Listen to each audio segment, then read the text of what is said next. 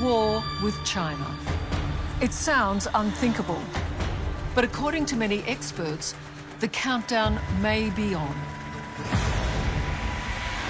China's President Xi Jinping is shaping up to the West like never before. And just last week, a major new military alliance was announced between the US, Australia and the UK to counter Chinese aggression in the Pacific. The first major initiative of AUKUS will be to deliver a nuclear-powered submarine fleet for Australia. America and its allies are preparing for a battle we didn't think was possible. The idea that China would never attack, even never invade, well, I wouldn't count on that. Xi Jinping is already on a collision course with his own people. From recently outlawing boy bands to enforcing propaganda lessons in primary schools. Xi Jinping is taking control, and he's prepared to fight for it even beyond his homeland. If this unimaginable conflict were to happen, it would begin with an invasion of Taiwan, a tiny nation off its coast that China has long believed is theirs. Once they make the decision to do this, they will come full bore, like a crazy man with an axe. Control of Taiwan would give China a huge new military reach over the Pacific. That would put Australia in the firing line pretty quickly. But is Australia putting itself in the firing line by talking too tough to China?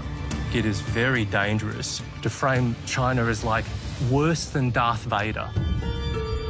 Tonight, we investigate just how close to war we really are. The question of whether or not to go to war may well end up getting decided for us. So is resistance futile? We should not, to borrow a phrase from Game of Thrones, bend the knee to Beijing. Good evening, I'm Liz Hayes, and this is Under Investigation.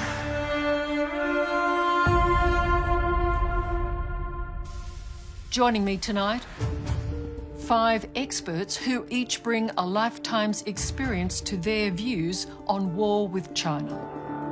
We've got to ask ourselves the question, do you want your children or their children to live in an authoritarian world where democracy is on the ash heap of history and states no longer have freedom of speech, freedom of thought? Or is democracy worth defending?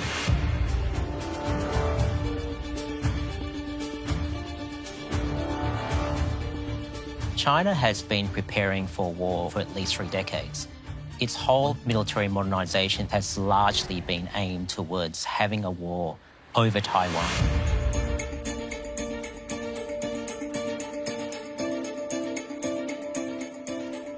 I think that war with China should be unthinkable and should remain unthinkable, because when we talk about war with China, we're talking about the potential for a level of casualties and destruction that this country has certainly never experienced and would be devastating for people across Asia.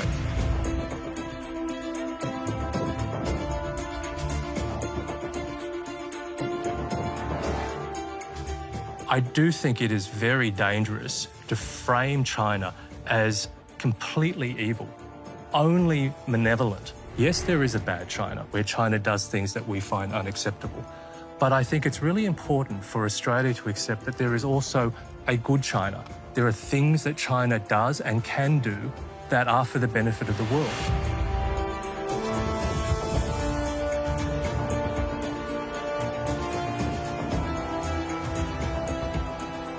Clinton Fernandez, you would argue that it's time for ordinary Australians to be aware of this. Absolutely. I think it's very important that this debate occur. I'm glad it's occurring here. War is an extremely serious matter. It will shape the destiny of the world for the next 75 years.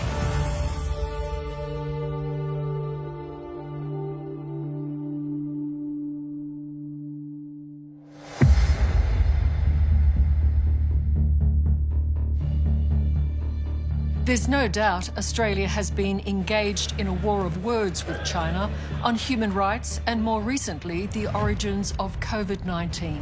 It remains Australia's firm view that understanding the cause of this pandemic has nothing to do with politics. It's essential for preventing the next one. And China has bitten back, hitting us with punishing trade sanctions. Tensions and rhetoric are escalating. Earlier this year, a senior Australian security official warned of the beating drums of war coming from China, echoed by Defence Minister Peter Dutton. I don't think it should be discounted. I think China has been very clear about that goal. So, are we unnecessarily antagonising a superpower and major trading partner? Are we talking ourselves into a war? Or are we bravely standing up to an aggressive China? Australia has shown the world how one deals with the People's Republic of China and the Chinese Communist Party in particular. Colonel Grant Newsham is a China specialist and former head of intelligence for the US Marine Forces in the Pacific. Biggest complaint about the Australians is that there's not 10 times as many of them. They were the first ones to stand up and say, no, we're not going to put up with this. Australia's future is, you're going to have to fight for it if you want to keep it. And the idea that China would never attack, even never invade, well, I wouldn't count on that. But Australia is making a very expensive enemy. Our war of words with China is already costing us billions in exports every year.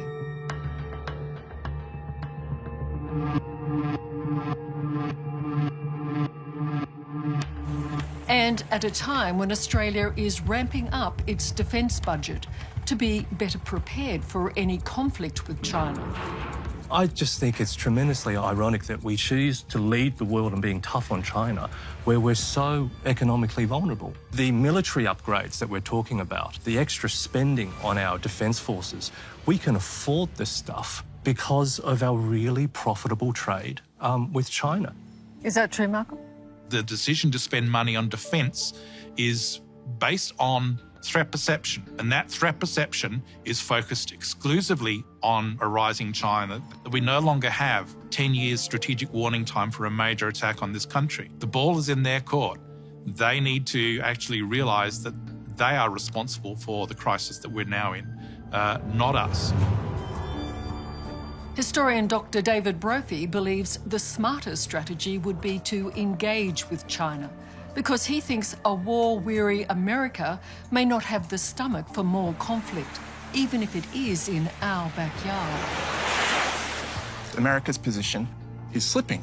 And I think it's really unthinkable for a lot of people in Canberra, particularly in the defence sector, that Australia could be left alone without America in the neighbourhood in a position to help out if Australia gets itself in trouble. But there is no military threat from China to Australia. I mean, I want to state that very clearly. Look at China's stated goals. They claim all of the South China Sea. If China achieves that, the way the region operates changes fundamentally. China spends more on its military than the whole of Asia combined. He's absolutely right. It's about Chinese domination of the Indo-Pacific region. And I don't think any Australian citizen would willingly embrace that sort of relationship with China. We should not, to borrow a phrase from Game of Thrones, bend the knee to Beijing. But experts warn if words ever turn to war, Australians will pay a terrible price. We're dealing with the potential for a conflict that could be much more impactful on ordinary Australians than anything we've seen in recent decades. A former Australian soldier and diplomat, David Kilcullen, now leads the Future Operations Research Group, which looks at how coming wars are likely to play out. He fears Australia is already China's punching bag, Xi Jinping's way of sending his message to the US. We are seeing not only an escalation of US and Chinese rhetoric against each other, but Australia increasingly being seen as a US ally that the Chinese feel they can push around to try to send a message to others. John, are we seeing China bullying Australia into thinking, at least, that there's trouble coming? The grand narrative of the Chinese Communist Party certainly is that, one, China is undeterrable. Two, its goals are fixed.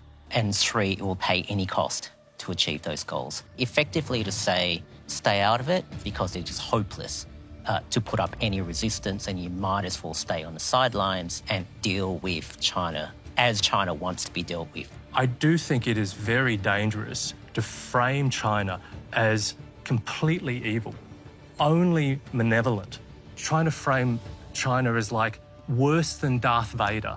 Yes, I agree with all of that, but at what point do you decide you can't just keep stepping back? No, we shouldn't step back. So is resistance futile, you know? No, it's not futile.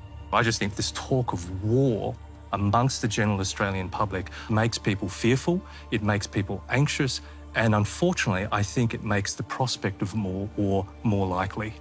I think we can show as much nuance as possible and be as accommodating as possible and not mention the war word once, and they will still occupy the South China Sea, and they will still coerce their neighbours.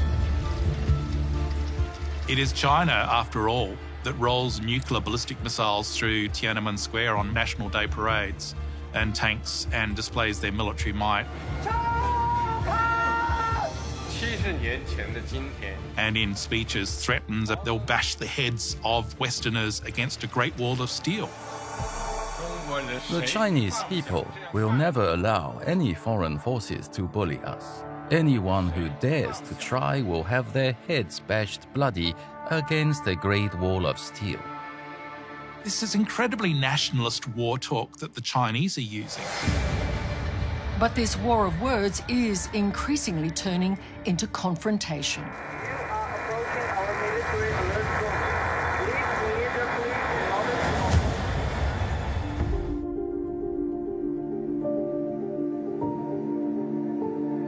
If there's to be a war with China, everyone agrees that the trigger will be Taiwan. The tiny island nation sitting off its coast that President Xi Jinping has already stated he wants incorporated into communist China. Xi Jinping cannot afford politically to walk back from his commitment to take Taiwan. That would be the end of his power base, the end of his control. The Chinese Communist Party claims Taiwan is historically part of China, which, strictly speaking, isn't true. The island has an indigenous population dating back thousands of years.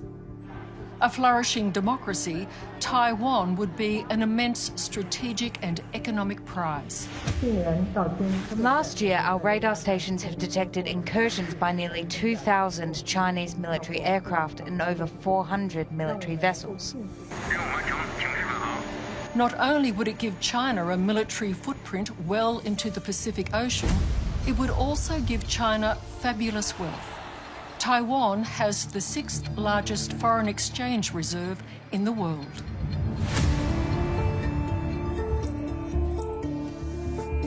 And the island state supplies the bulk of the world's semiconductor computer chips, critical to most modern manufacturing products, from washing machines to cutting-edge weaponry.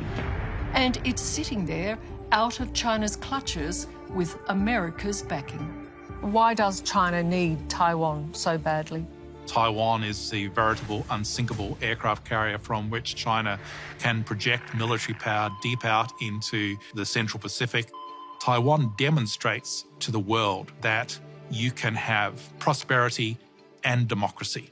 Taiwan is definitely a prize. I mean, firstly, it's a challenge, an ideological challenge to the one-party state system of China.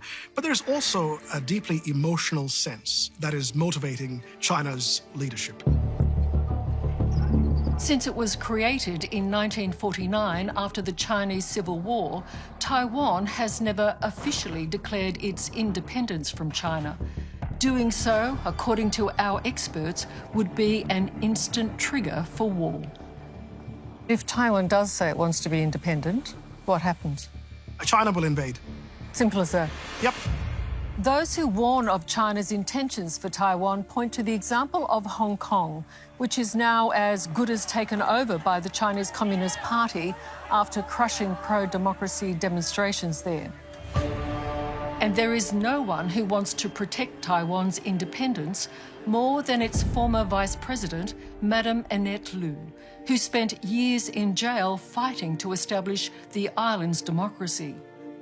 So I think it's very immoral.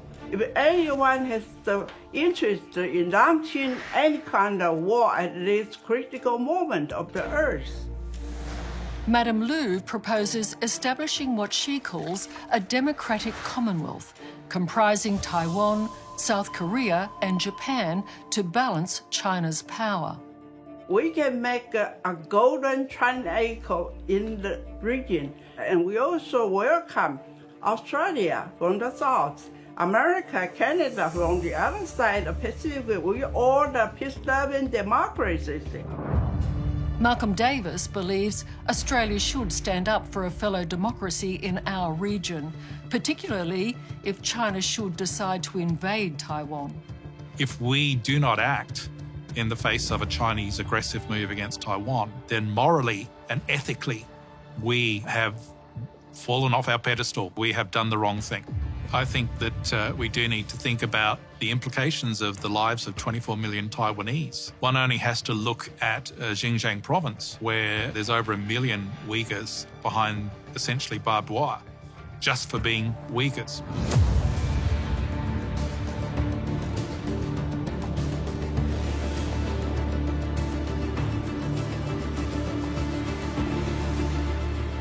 You do not want the situation playing out in Taiwan where millions of Taiwanese are in essentially concentration camps.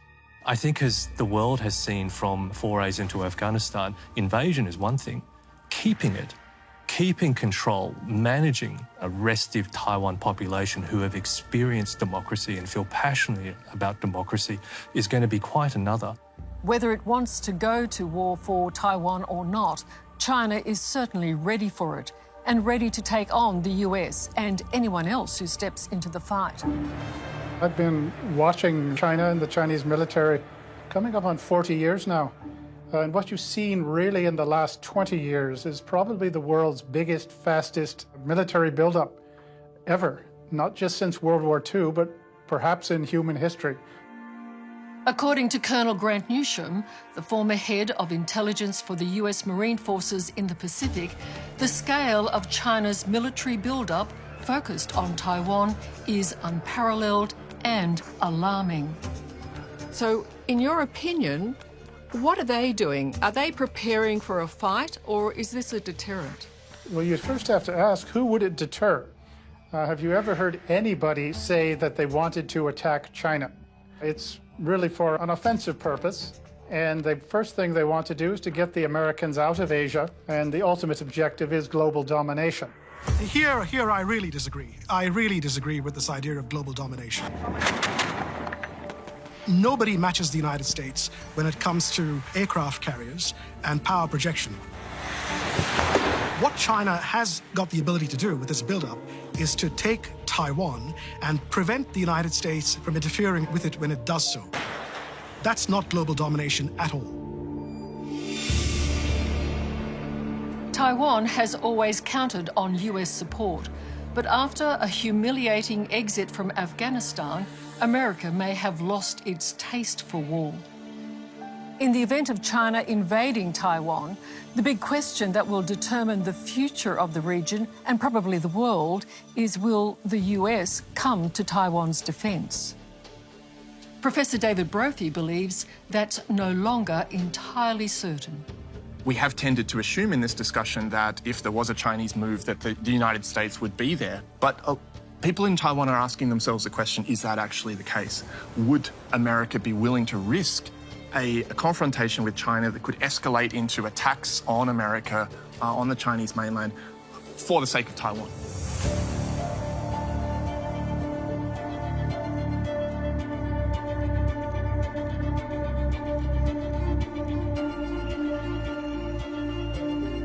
If America does not do anything, it would be the beginning of the end of the US-led alliance in the system. And if you spend any time in Washington at all, you'll realise that that is not acceptable to the Americans. If you look at the last 100 years of history, America does sacrifice blood and treasure in a big way to achieve its strategic aims. So I would say almost with certainty the US will come to Taiwan's defence. John Lee is right. If the US doesn't react, then it loses all strategic credibility in the region, and the broad risk of the US losing strategic credibility in the region would be horrendous. For Australia, we would be on our own. as well as increasingly aggressive international moves like expanding China's huge navy into the Pacific, President Xi Jinping has been cracking down hard on his own people to bring them into line with Communist Party thinking. Xi calls it rectification, and he's banned everything from boy bands and reality TV shows to foreign computer games and apps. China's private schools have been all but decimated by new regulations, and lessons on what's called Xi Jinping thought are now compulsory in primary schools. It's as if it's a population being readied for trouble.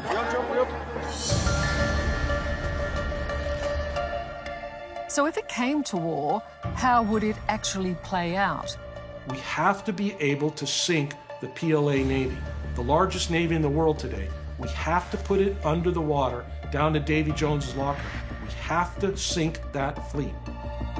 Former Director of Intelligence and Information Operations for the US Pacific Fleet, Captain James E. Fennell, has war-gamed an invasion of Taiwan and says China would use a tactic learned from the US military Operation Desert Storm during the First Gulf War. The strategy called shock and awe. We know from Chinese writings that they've studied Desert Storm. The Chinese have thousands and thousands of ballistic missiles that are arrayed along the Chinese East Coast, and those rockets and those ballistic missiles would be targeting Taiwan's key nodes, military centers, their ports, their airfields, known garrison locations of Taiwan Army forces. I think there's no question in my mind that China, once they make the decision to do this, they will come full bore, like a crazy man with an axe. The skies over Baghdad have been illuminated. In the First Gulf War, the United States bombed Iraq for 42 days and 42 nights consecutively in order to achieve its objectives. There is nothing that's stopping China from doing that, and there is very little the United States can do to affect it, except at very, very great cost. Both sides know how this is going to play out. The only question is who's got the most will. Malcolm, in terms of firepower, though, China has some very impressive weaponry. Yeah, they're developing this very long-range strike capability that is designed to be able to strike at the US and its allies.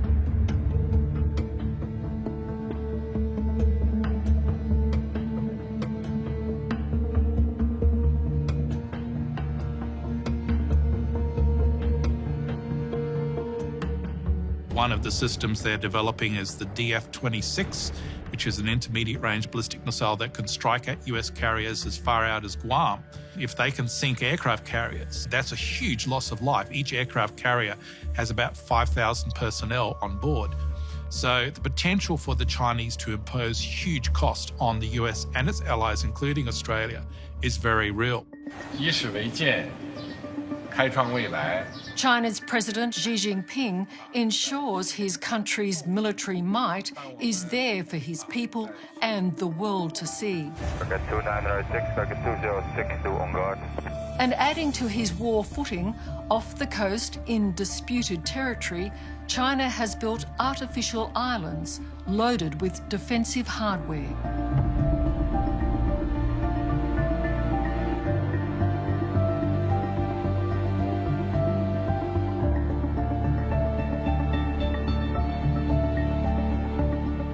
Dr. David Brophy argues China is simply defending its coastline, just as we do in Australia.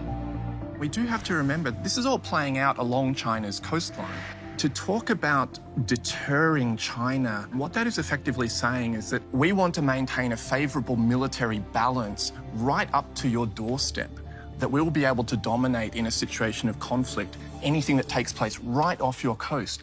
Now, just imagine if a country on the other side of the world said that to Australia, that we want to prevent you from being able to control militarily the territory off your coast. I think we in Australia would regard that as a hostile posture. And Dr. Brophy cautions an all-out war between the world's superpowers could well involve nuclear weapons. I don't think there's any way we can confidently say that this can be contained to a small war, which I think some people imagine that it can be, that there's some sort of little stoush that we could have in the Taiwan Strait. I think that that's one possible scenario, but another is all-out nuclear barbarism. And America maintains the option of first-use nuclear strike, which suggests to me that it wants to position itself in such a way to say to China, we are willing to fight a nuclear war with you. We are willing to lob nuclear weapons at you. When it comes to something this important, this potentially devastating to the globe, you don't take anything off the table. Indeed, Jim Fennell believes the US needs to maintain its credible threat of using tactical nuclear weapons in a first strike. I want Xi Jinping and the next person and the next person to always wonder, hey, is there a nuclear missile coming down on my head right now? I want them to think that. That doesn't mean I want to do it, but I want to be able to rationally let them know we have that capability, and if we get pressed too much, you think you're the angry guy with the axe? You have not seen anything yet. Is this when you come out and just say that's just plain nuts? I just find this whole discussion completely depressing. I think everybody around this table would agree we don't want war, because if it is a war between these superpowers, nobody knows where the nuclear threshold is going to be. Nobody knows what is that point when one side or the other will start to use nuclear weapons. It is that serious that I think we should all be focused here in Australia about de-escalating things and how do we do everything that we can to prevent armed conflict and to make sure that the United States and China can find some way to live with each other. But Dr. Brophy believes that as China sees us as America's closest ally, there's even a possibility that Australia may become a nuclear target. I hate to speculate about this situation because it's so horrible to think about, but if China and America do enter into a conflict situation, China wants to take a step up the escalatory ladder without necessarily striking the US mainland, then a country like Australia becomes an option. You test the waters as with a way Australia. of, sending a message that they're serious, but without taking the risk of hitting America directly because of the potential for that to produce massive nuclear retaliation. Do you see that? No, I mean, I think it's pretty clear to the Chinese that if the Chinese strike Australian territory with WMDs, that is treated as an attack on the US. The US would retaliate with overwhelming force. Frighteningly, Australia's forward planners, including Professor Kilcullen, who leads the Future Operations Research Group, also don't rule out a nuclear strike from China. If it does go kinetic, as we call it, if we get to battlefield shooting between the US and China and it reaches that tactical nuclear threshold, I think it is actually quite likely that Australia would take a nuclear hit fairly early in that conflict. Now, I think strategists on both sides don't want this to go nuclear, but if it does, then that would put Australia in the firing line pretty quickly. The Chinese know that if they use nuclear weapons, we'll use nuclear weapons back, and that will be the end of the PRC. Okay, so they understand the implications of crossing the nuclear threshold. Our strong relationship with America, including Australia's ANZUS Treaty, has meant we've stood shoulder to shoulder with the US in every major conflict of the last century, including the most unpopular, expensive and punishing like Vietnam, Iraq and Afghanistan. Our experts believe that a war with China, if triggered by an invasion of Taiwan, will involve Australia. That's because whatever America does, we will follow. I think that Australia is acting in such a way as to signal its willingness to go along with a tougher American strategy. That is the strategy for Australia. Given that any war between China and the US will essentially be happening in our backyard, is this a conflict Australia will be able to avoid, even if we wanted to? Our close military ties to the US include American intelligence bases on our soil, Pine Gap in the Northern Territory and Northwest Cape on the coast of Western Australia. Both would be critical in any conflict with China. Facilities here that would, in the immediate moments of any conflict situation probably spring into action, and that would unfortunately entail that Australian soil may well be used in a conflict before Australians have actually had a say in that question. The truth is, the Australian government has little control over what occurs at these bases or what defence decisions might come from them when the US faces war.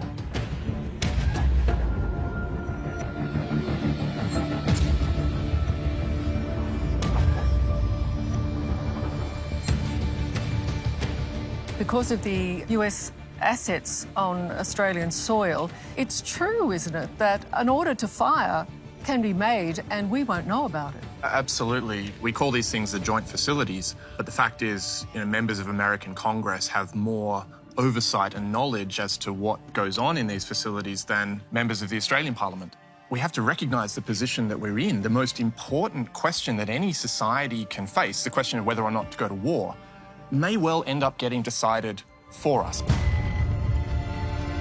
Whatever the scenario for war, our future planners agree it would be a front line like no other in history, where Australia might be crippled before a single shot is fired. Almost certainly one of the first things that would happen in a major conflict between the US and China would be knocking out of the GPS system to disable a lot of US military systems that rely on that. The moment that happens, you can't run an FPOS transaction in Australia. You can't fuel up your car at the petrol station because all of that depends on GPS. Australia's economy would be very heavily impacted in the first few minutes. In a matter of weeks, we'd struggle to get enough fuel and oil. So it's really tempting to think that we could just sit this one out and ignore it, but the reality is we can't. So this is one of these situations where you might not be interested in war, but war is interested in you, and there's just no way for us to avoid that. But we have an ANZUS treaty. Well, that raises a whole host of questions. The ANZUS treaty is actually, I think its importance is inflated. The only requirement that ANZUS imposes on Australia or the US is that there is consultation in the case of conflict.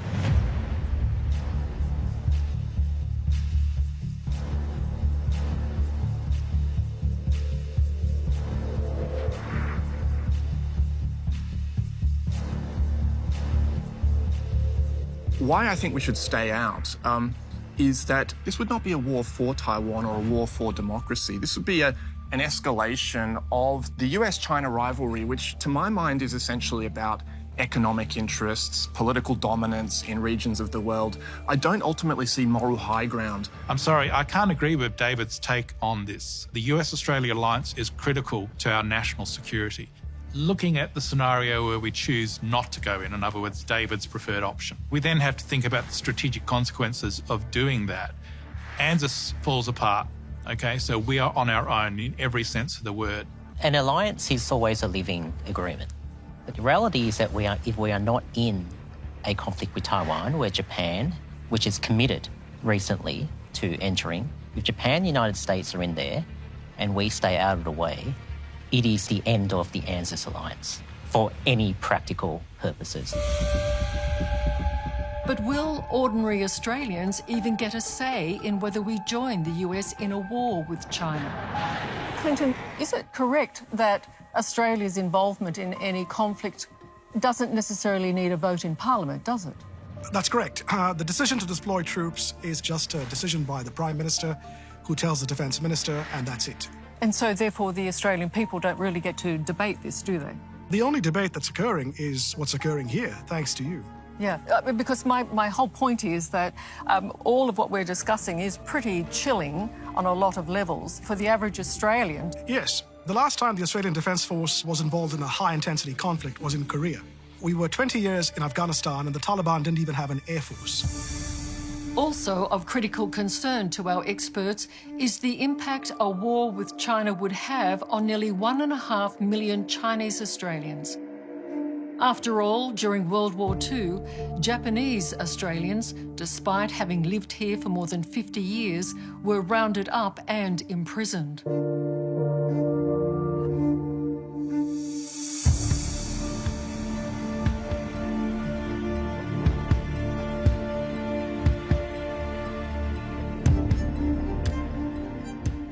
those sociological consequences have not been factored in, with people of ethnic Chinese descent or people who look like people of ethnic Chinese descent being abused in the streets, calls from the extreme right and the fringes for them to be placed in internment camps. Do you fear, all of you, that Chinese Australians will be seen as the enemy within? Absolutely. I mean, the Australian Chinese community and everybody who look vaguely sort of Chinese, in the event that, you know, there is a war with China, what Clinton said, this notion of internment camps, you know, is a very real prospect. You know, John, I'll see you there. There's no cosmopolitan, anti-racist way to gear a country's foreign and military policy towards confronting China without that stoking anti-Chinese racism. That is the reality that we're facing. The major wars of the last 20 years have produced no winners. The US struggles on in Iraq, and along with Australia, it has pulled the pin on Afghanistan.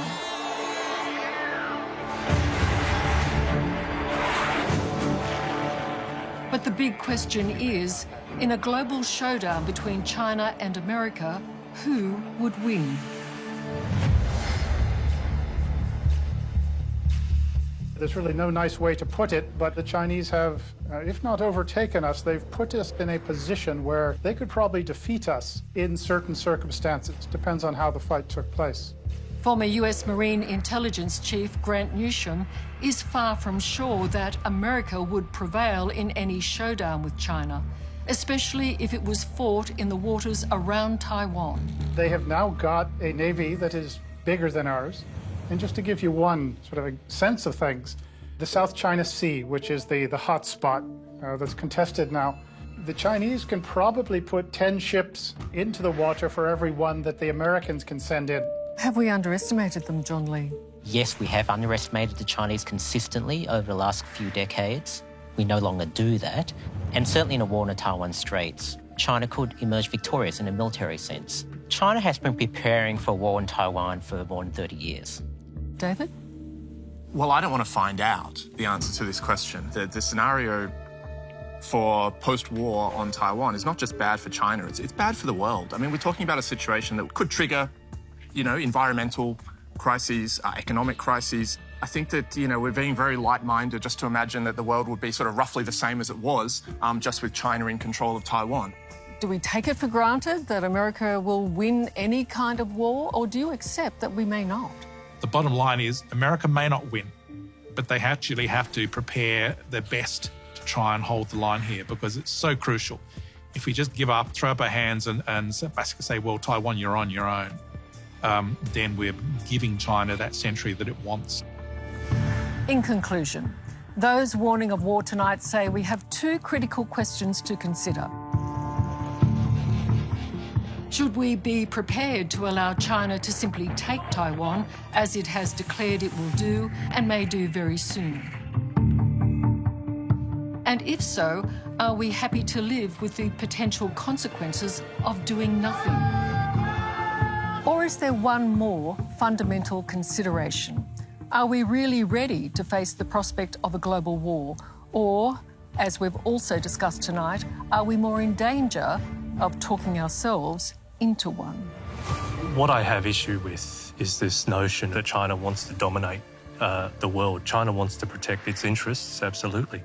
But this notion that China is a dark force that wants to take over the world and subjugate everybody, I don't think there's any credible evidence for that. And it's good that we've had this debate, but we have to make sure that we conduct a debate in a way that doesn't arouse fear and anger and anxiety amongst the Australian people, because if we do that, it puts us on a path which leads more directly to all of the horrible things that we've been discussing today. David, if China takes Taiwan or attempts to, do we do nothing? Well, I think if things heat up, I think that we do need to stay out. I think we need to call on all parties to stop and pray that they do. I think for the future of humanity, we need to get away from this notion that it's just a dog-eat-dog world and the only way to resolve disputes is through military force. I think we see that on the Chinese side, but I think we also see that in some of the opinions that are being put forward this evening. If China takes Taiwan, it doesn't stop, it's the first step in that expansion. China has told us that. The only thing stopping China from invading Taiwan is consequences. So if the United States or Australia said we will not be involved, that massively increases the chances that China will be inclined to use force to so-called resolve this Taiwan question. If you have the US going into harm's way to defend Taiwan, which after all, remember, is a fellow Western liberal democracy, just like Australia, we would be negligent in our responsibilities as a US ally if we stood back and did nothing. I do think that it is incumbent upon our government of the day to recommend and make the decision to intervene alongside the United States to defend Taiwan. And Clinton, what is your message to Australians? Well, they should understand that the Chinese government's resolve has been well expressed, and I believe it is genuine. They intend to take Taiwan by peace or by war. And the question is, what happens not just to the region, but to Australian society as a consequence? Hello, I'm Liz Hayes. Thanks for watching 60 Minutes Australia. Subscribe to our channel now for brand new stories and exclusive clips every week. And don't miss out on our extra minute segments and full episodes of 60 Minutes on 9now.com.au and the 9Now app.